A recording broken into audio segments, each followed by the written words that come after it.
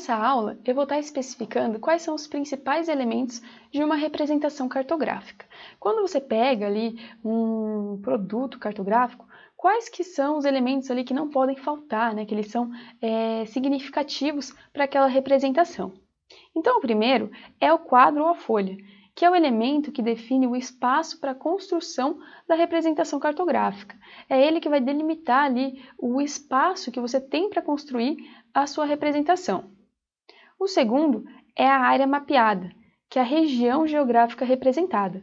No nosso caso, essa área mapeada, ela é uma vetorização que a gente vai fazer em cima de um ortomosaico. Esses conceitos que eu acabei de falar, eu vou estar explicando logo em seguida, para que a gente possa entender melhor, né, o que a gente vai fazer e quais que são esses dados. O terceiro é o título e o subtítulo.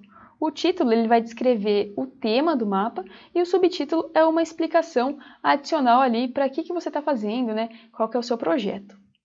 O quarto é a legenda, que vai definir os símbolos temáticos. Então, por exemplo, se você representou uma árvore, se você representou poste, esses símbolos que você representou, eles precisam estar na legenda, por causa que é uma forma bem visível, assim, fácil, da pessoa saber o que significa aquele símbolo. Embora a maioria dos símbolos eles sejam bem representativos, né, de fácil entendimento, às vezes é importante ter uma legenda para estar especificando o que é cada símbolo, tá? O quinto é a fonte de dados, que descreve a origem dos dados e informações relevantes. Essa fonte de dados ela está relacionada com a nossa base de dados. A base de dados é aquele documento, aquele produto que você vai utilizar para extrair aquelas feições que você quer mapear. No nosso caso, é o ortomosaico, que eu vou estar explicando daqui a pouco o que é, mas o que é interessante você conter nessa fonte de dados, né? Por exemplo, qual que é o sistema de referência que você está utilizando, qual que é a projeção que você está utilizando. Então, tudo isso tem que conter no seu mapa para que seja um produto completo e o seu usuário, se precisar saber, ele vai ter ali aquela informação, tá? Se alguém tiver um pouco de dificuldade em relação a sistemas de projeção, eu vou estar colocando aqui embaixo um link sobre isso, tá? O próximo é a escala, que é o que indica a quantidade de redução e permite ao usuário realizar medidas no mapa. A escala que a gente estava discutindo agora há pouco, né?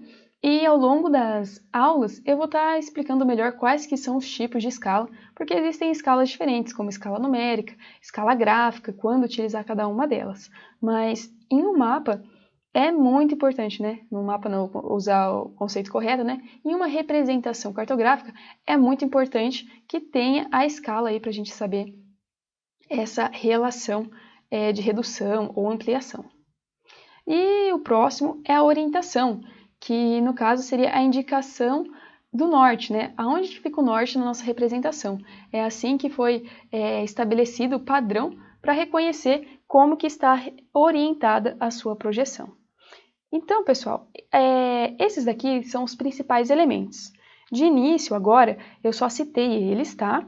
E lá na nossa aula, quando a gente for construir a nossa planta topográfica, eu vou estar falando melhor sobre cada um deles e também sobre a distribuição deles na nossa representação cartográfica, por causa que cada um deles tem um significado para o mapa. Então, a gente não pode, por exemplo, colocar um título com a letra muito grande e acabar ofuscando ali o que a gente quer representar naquele mapa. A gente não pode, por exemplo, colocar uma escala ou uma legenda muito chamativa, sendo que não é esse o objetivo do nosso mapa. Então, quando chegar nessa aula, eu vou explicar melhor essas relações, tudo bem? Então, a próxima aula, eu começo a explicar o que é o ortomosaico, que é aí a nossa base de dados.